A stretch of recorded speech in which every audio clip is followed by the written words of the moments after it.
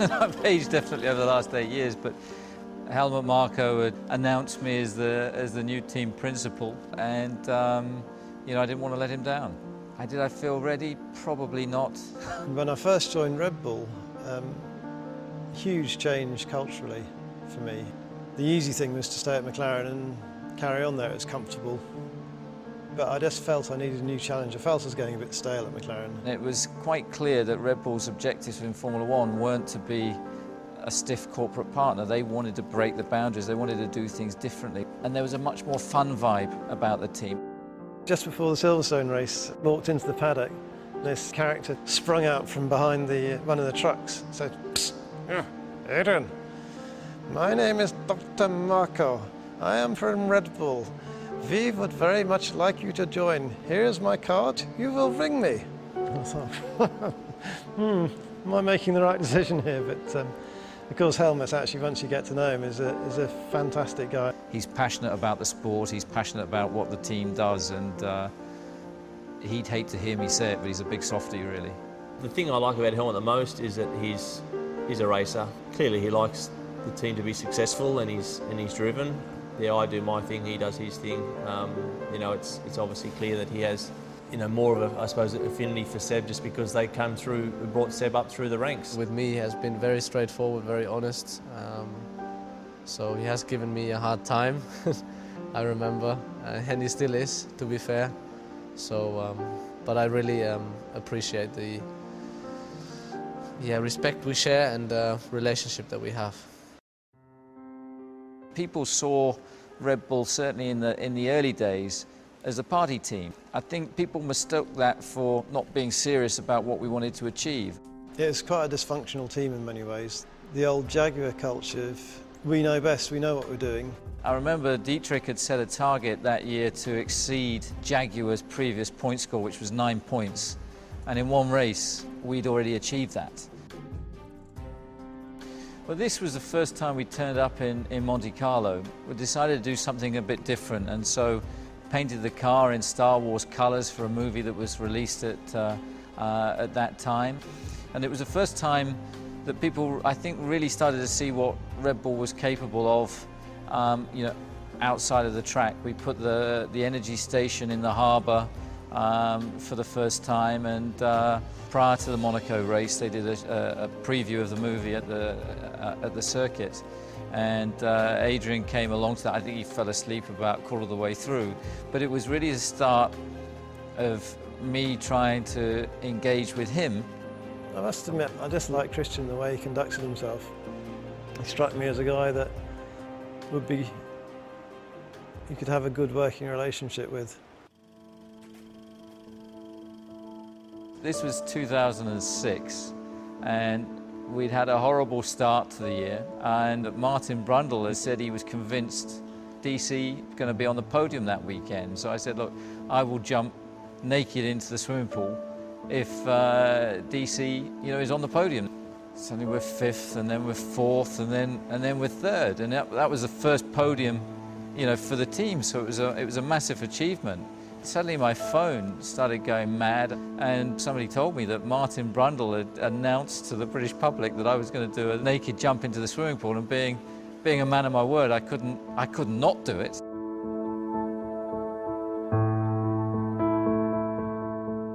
Yeah, this looks like the first photo shoot at the launch of RB3. Wow.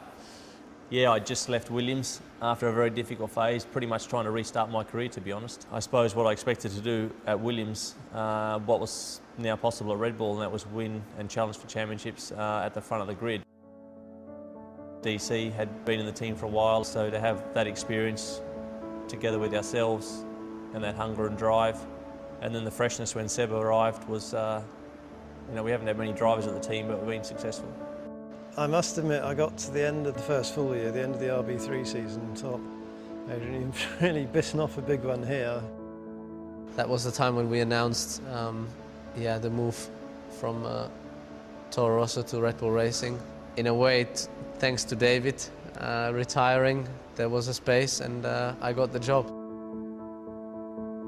It was absolutely no-brainer. He deserved a chance in the team, and as he's rightly shown to this date. Obviously he's a phenomenal world-class driver. It was clear he was a talent. I didn't know actually how good he was going to be at that stage. It became clear very early that he was strong, he was quick, and we started the professional relationship from that day onwards, and we've done a lot since. I look back now, it's nice, but also makes you realise that a lot of time has gone by, and a lot of things have happened since. Yeah, this is rehab after I broke my leg in 2009. Mark's partner gave me a call, Anne, and said, "Now I don't want to worry you, but Mark's had an accident on his Tasmanian challenge, and he's broken his leg."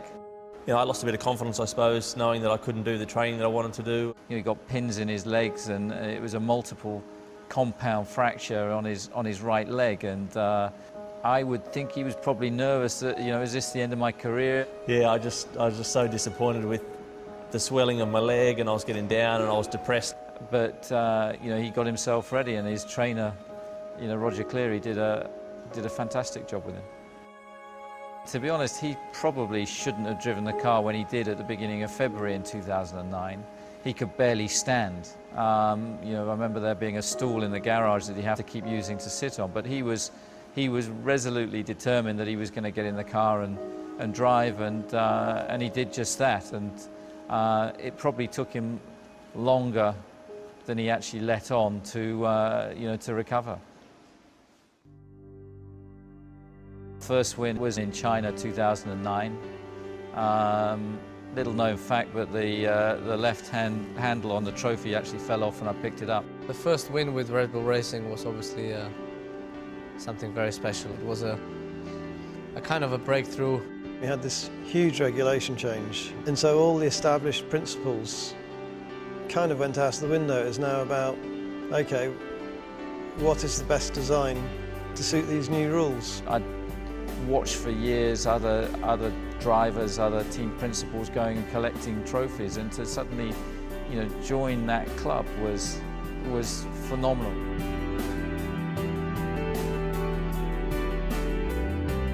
My first Grand Prix victory, it was definitely a huge relief. I had, you know, everyone was saying it was mine to lose, all that sort of stuff. He was massively quick that weekend. He qualified on pole. I just knew that I had to get away well, which wasn't too bad, but I had contact with Rubens off the line. Got a drive through. Then he came back incredibly quickly. I thought, my God, yeah, this is not going to happen.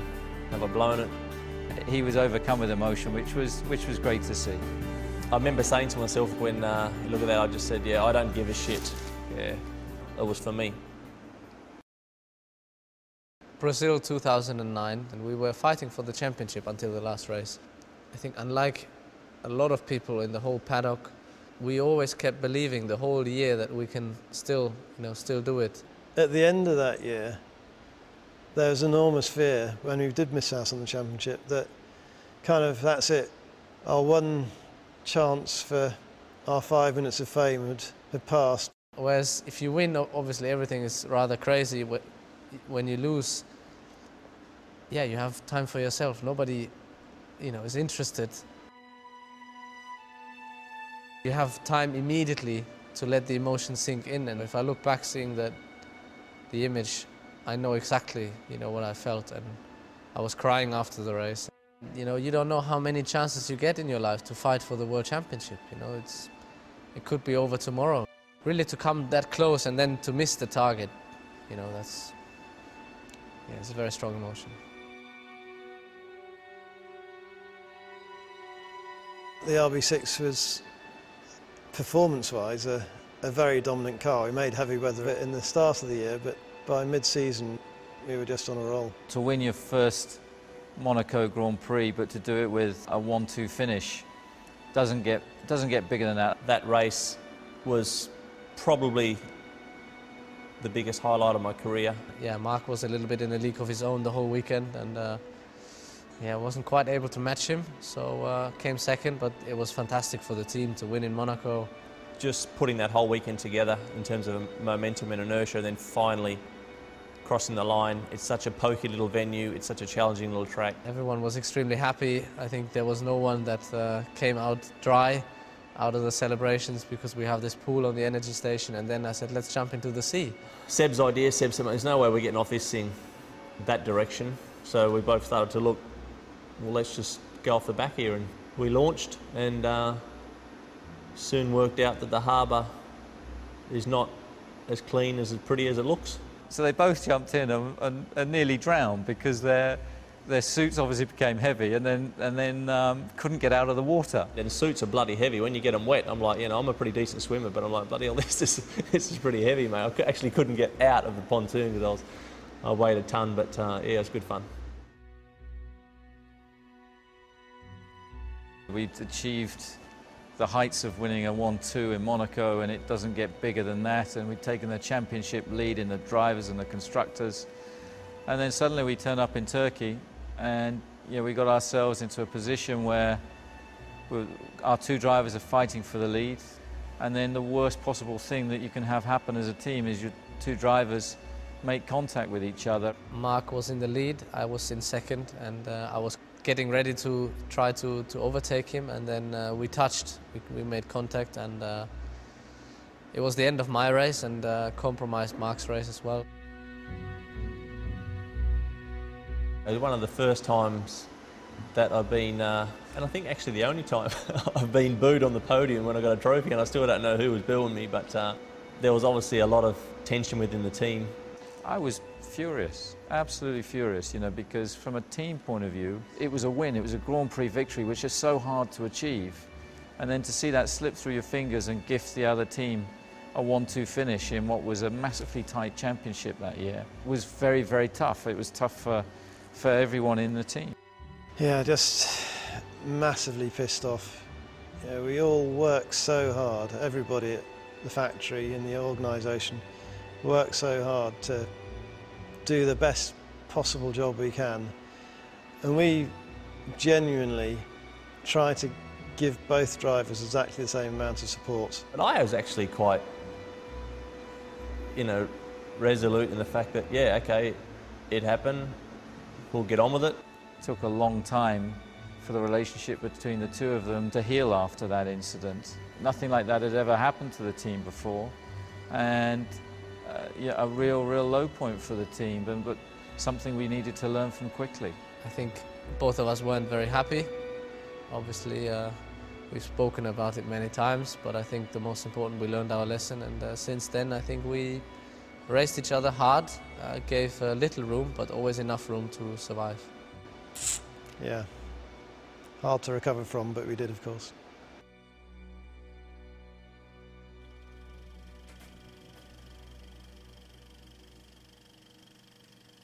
Career was, we were at a critical stage of the championship, 3 races to go. 1-2 on the grid, leading 1-2 in the early laps of a wet race, and he just overdrove it, made a mistake, crashed. Very, very disappointed, obviously, that I lost the car. It's not often that I've crashed out of a race on my own. Sebastian was then leading very comfortably. He'd done all the hard work, he got himself back into the Drivers' Championship. The light was failing, the track was starting to dry, the tyres were wearing out, and with literally, I think, within 5 laps of the finish, he had a spectacular engine failure. Obviously it was really frustrating. I knew exactly what it meant for the championship. Fernando then taking the victory. It was just the lowest possible point that I can remember in motorsport at that time, and a double DNF. And effectively our drivers' hopes had gone up in engine smoke. And I knew that whatever I do, the way I behave when I come back in front of the team, that was the most important to me. So show to the team that, okay, it's a step back, but we still have it in our hands. We can still turn this around. Everybody had, they were totally deflated. I do remember the long drive back from the circuit to the airport at Seoul, about a 4-hour drive in traffic jams, just being utterly depressed. we win together and we lose together, you know. It's the team, it's the engine, it's the combination that puts us in that position in the first place. So without them, you wouldn't even have the luxury to complain. He refused to accept defeat. He refused to accept that was the end of his championship challenge. His attitude in that adversity was hugely impressive. Brazil 2010, where we won the Constructors' Championship, incredible feeling. Means that you've been better than Ferrari, you've been better than McLaren, better than Mercedes-Benz, all these other teams. To have taken them on and to have beaten them was, you know, it was massive, absolutely massive. Just an amazing feeling. A lot of people when I left McLaren felt that career-wise I was kind of committing suicide. There'd been an article on the front cover of one of the monthly magazines saying has Newey lost it, so to kind of say, well, no, not yet. I remember going to a party on the way back to the airport that night, and we actually got thrown out of our own party. Adrian nearly got involved in a fight. It was an incredible day.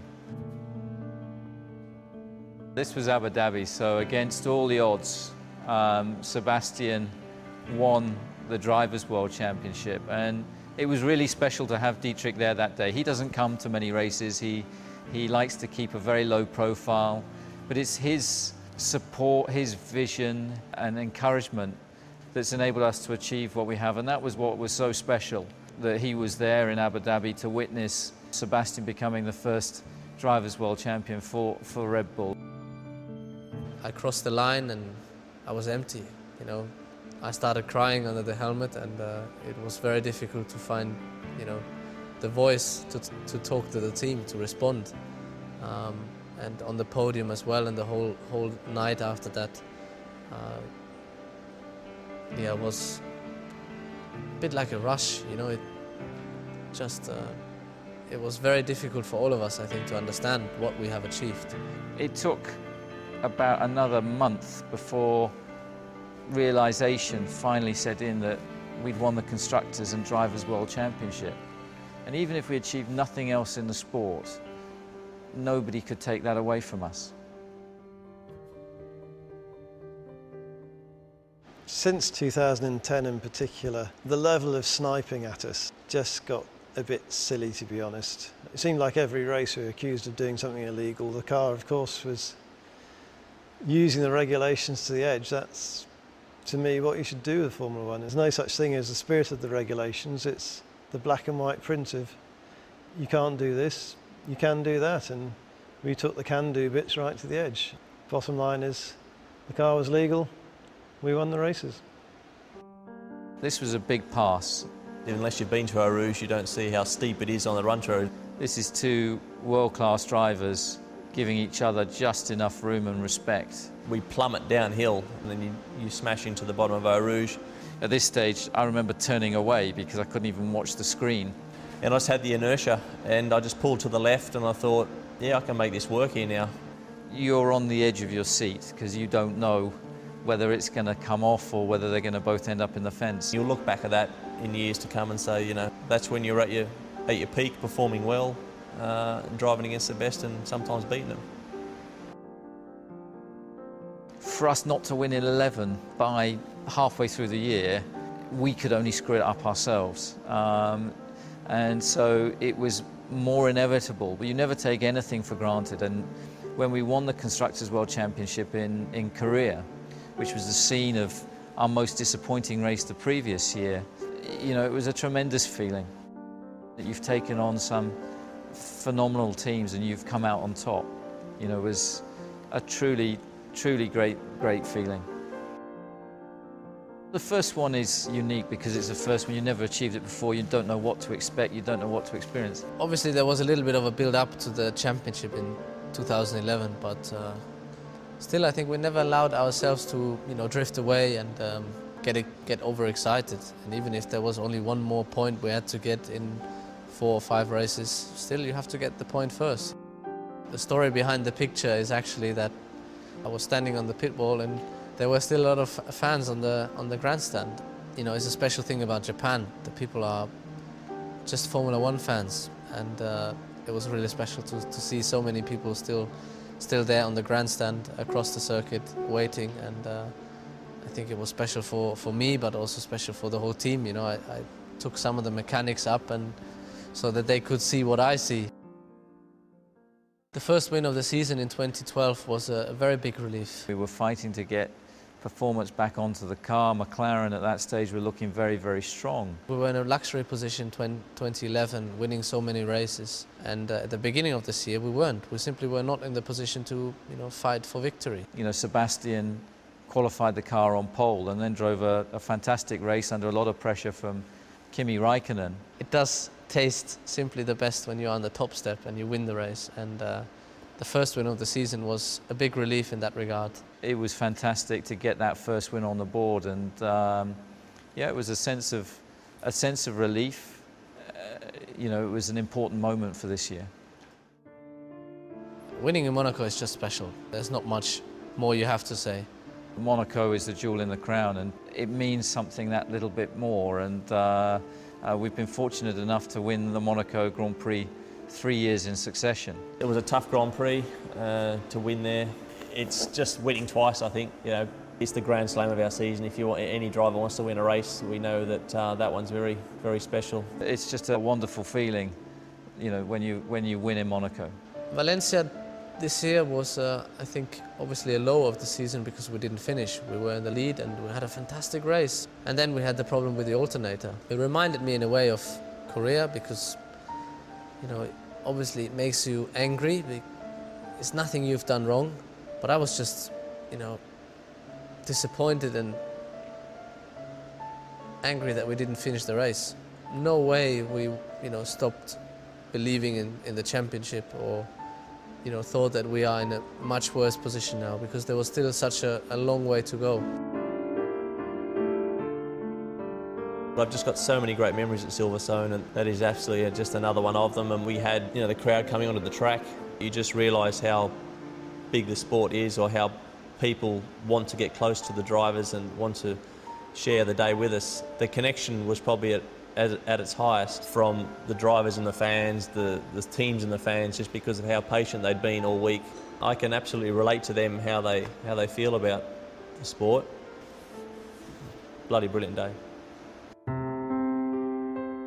Belgium, I think, was a turning point in the race. We were really strong, and compared to the car we had at the beginning of the season, I was able to play a little bit more and manipulate the car more to the way that I like. And Singapore, I love Singapore. To keep, you know, the focus until the end is really, really difficult. Whereas Abu Dhabi has been quite a good place for us in the past, on that particular day it wasn't. We decided to start from the pit lane because we changed the car for the race, and I remember going in to see Sebastian, who was playing on an electronic drum kit, you know, just before, an hour before the race, just to wish him luck. And he said, "I'll see you on the podium." And I thought, crikey, he's confident. And I said to the guys on the radio before the race that, you know, whatever position we are in is what we are, is where we are now, but we have to keep pushing and fighting until the end. And if we do that from, you know, deep inside us until the end, we cannot fail. Anybody that has any doubt over Sebastian Vettel not being able to go wheel to wheel with people, absolutely allied that there. And he's driven some fantastic races this year, but that one I think was one of the best of his career. The way we wrapped it up was not in the style that we probably would have liked to have done. It was a funny one because this Constructors' Championship has been by far the hardest of the three. To finally achieve it in Austin was phenomenal, but the race itself was slightly disappointing for us. Fernando was on the podium again, but it was effectively a match point that had been lost in the Drivers' Championship. Your immediate feeling is, we've lost the race. But to counter that is, but we've won the Constructors' World Championship. It's a huge, huge, huge achievement. But within the garage back here in the factory, there was a feeling that the job's only half done. I had no time to think about anything else. I said before the race that I don't want to know where Fernando is and what we have to achieve, and because if you have a chance to win, you try to win. It was the most horrendous race with the weather, then Sebastian being turned round on the first lap, hit heavily, damage to the car, thinking that was it, then him getting going again, fighting his way back through, then there being more rain that came, changing onto inters, back to slicks, a radio that didn't work, Sebastian arriving in the pits with us not knowing what tyres he wanted, getting onto another set of inters for the end, and him working his way up into the necessary position that he needed. And it was maximum stress from start to finish, but he did it. 10 laps to go, I had the call that where we currently are is enough. Crossed the line and obviously then was told it was enough. Replied, but they couldn't hear me because the radio failed as well in the race. Yeah, and then it was one of those things again where you just feel empty, but this time so much more, because it was such a long season, you know, to start with. So many races, ups and downs, a difficult start. We had the penalty in Hockenheim, you know, there's a couple of points. The alternator in Valencia, a lot of points. A couple of points in Monza. And then to cross the line, or just generally having succeeded, and everything just falls off, you know, and it just... In a way, you don't even have the power to maybe realize what happened, or the power to celebrate the way you probably thought or dreamt of. That picture, just an hour or so after we'd crossed the line in Interlagos for Seb's third championship. Actually, the picture on my face is probably exhaustion. Now you're free, you know, you're free to relax, to be tired, to, yeah, you know. To get 3 World Constructors' Championships on the bounce, I think your mind does drift to Adrian, because Adrian is a very powerful influence. What he's achieved is quite phenomenal. I think he's now arguably the best ever designer in Formula One. I think he surpasses what even Colin Chapman achieved. All those micro mini decisions that Adrian makes along the way, you know, you can see him ticking away, you know, 2 or 3 months ahead and asking Seb and I questions, and then, you know, 2 or 3 months later there's something that pops up and you just think, wow, that's what he was on about back then. So I don't think it's any secret that our car is one of the hardest cars to work on, and that's how Adrian just does things, is just you've got to get on with it. So the boys are destroyed. You know, he is absolutely relentless in his desire for excellence, in his desire to keep improving the car. 2012's been one of the toughest seasons I've been through. Looking back, thinking of the race in Brazil, looking back, standing on the wall in Japan, looking back, you know, crying and feeling completely empty in Abu Dhabi. This is what you know, what no one can take away from you. And I think this will last probably until the last day I'm on this planet. Yeah, to look back and realize what we have achieved as a team in the last 3 years. Winning is one thing, but to maintain those standards, to maintain the position at the front is incredible, and the pressure that goes with that. It was the toughest championship to win in constructors-wise, but in terms of our consistency, in terms of how the team have stayed together for that long, I mean, to get 3 was certainly not easy as a team. If you imagine now that stop now, it's still a lifetime achievement, and I hope that in my life there's still so much more to come.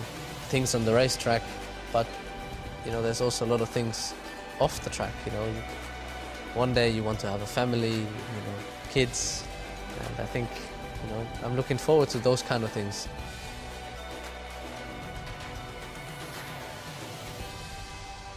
I can honestly say that my years at Red Bull have been an incredible ride and a very joyous one.